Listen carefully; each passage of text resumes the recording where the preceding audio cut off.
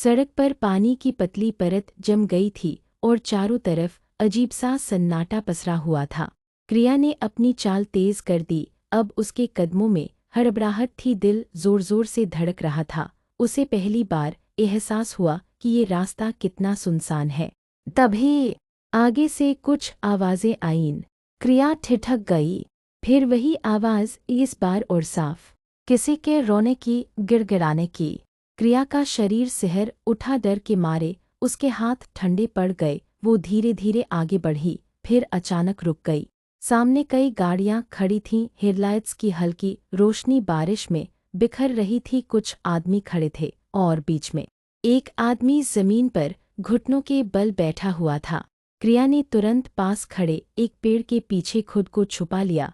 उसका दिल इतनी जोर से धड़क रहा था कि उसे लगा कहीं आवाज़ बाहर न निकल जाए। बारिश अब और तेज हो चुकी थी, बिजली चमकी और उस पल का दृश्य और भी डरावना हो गया। वो आदमी कांपते हुए हाथ जोड़कर बोला, प्लीज़ मुझे माफ़ कर दीजिए, मैं लालच में आ गया था, प्लीज़ एक मौका दे दीजिए। सामने एक काली गाड़ी की बोनट पर आराम से बैठा था विया। उसका चेहरा आधा अंधेरे में डूबा हुआ था। साइड में ईशान खड़ा था, बिल्कुल चुप। बॉडीगार्ड्स भी थे, लेकिन किसी की हिम्मत नहीं थी बोलने की। विया की आवाज़ बेहद शांत थी, ज़रूरत से ज़्यादा शांत। तुम्हें पता है, उसने कहा, मुझे सबसे ज़्यादा नफ़रत किस चीज़ से है? वो आदमी डर के मारे सिर झुकाए रहा। विया हल्की सी हंसी हंसा। वो हंसी जिसमें कोई खुशी नहीं थी। ए धोखा, उसने धीरे से कहा, और तुमने वही किया। तेज बिजली चमकी। क्रिया ने देखा, विया की आंखों में कोई गुस्सा नहीं था, बस ठंडापन था, बेरहमी। तुम्हें क्या लगा? विया आगे बोला, मेरी पीठ पीछे सब चलता रहेगा और मुझे पता भी नहीं चलेगा। उसकी हंसी फिर गूंजी।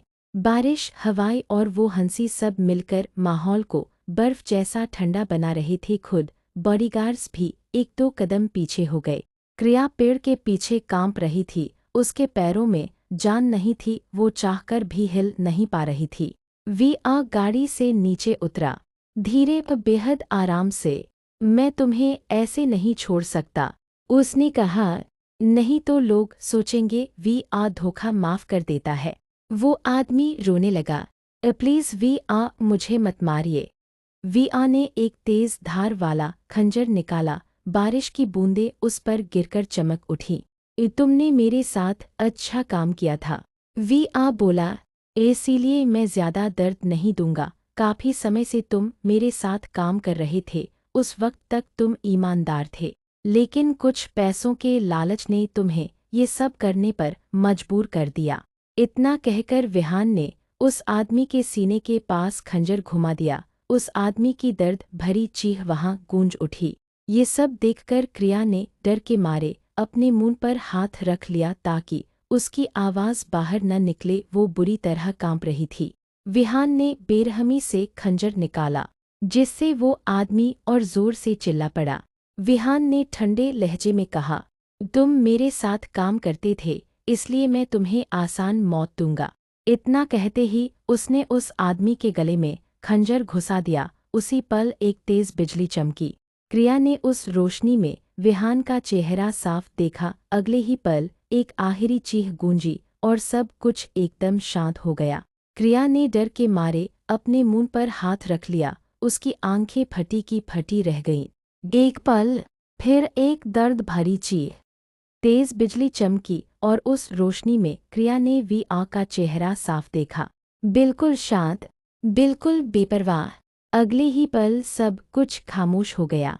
क्रिया का दम घुटने लगा। उसने एक कदम पीछे लिया, उसके पैर कांप रहे थे। जैसे ही उसे होश आया, वो पलटी और पूरी ताकत से भागने लगी। बारिश, अंधेरा, फिसलती सड़क, कुछ भी मायने नहीं रखता था। उसकी आंखों के सामने बस वही मंजर घूम रहा था। पीछे से विया की नज़र उस पर पड़ी। उसे बस एक लड़की की भागती हुई परछाई दिखी और फिर वो अंधेरे में गुम हो गई। विया कुछ सेकंड तक उसी दिशा में देखता रहा। फिर उसने ठंडी आवाज़ में कहा, ईशान, सब साफ होना चाहिए, ऐसा लगे जैसे यहाँ कुछ हुआ ही नहीं। जी बॉस, ईशान ने कहा। वी गाड़ी में बैठा और बिना पीछे देखे वहाँ से चला गया। वहीं क्रिया भागते भागते आगे पहुंची तो उसे एक ऑटो दिखा। वो लगभग गिरते हुए उसमें बैठी। भैया, रॉय मेसन। उसकी आवाज़ कांप रही थी। ऑटो वाले ने उसे देखा, डरी हुई, कांपती हुई, लेकिन कुछ नहीं बोला।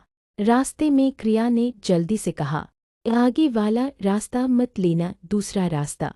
कुछ देर बाद ऑटो रॉय मेसन के सामने रुका।